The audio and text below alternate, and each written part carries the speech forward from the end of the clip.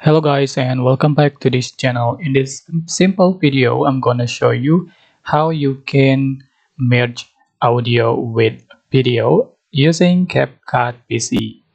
So first open the CAPCUT PC apps and prepare your videos and audio that you want to edit. For example, I'm going to add a video from the library and I'm going to add the audio from library. Just select audio and select the audio. Okay, just download it.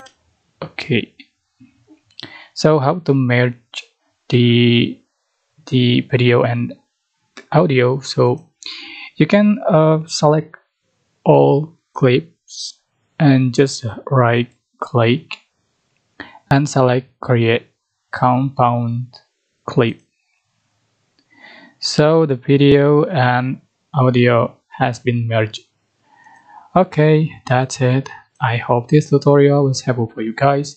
Don't forget to like, comment, share, and also subscribe to this channel if you haven't done that already.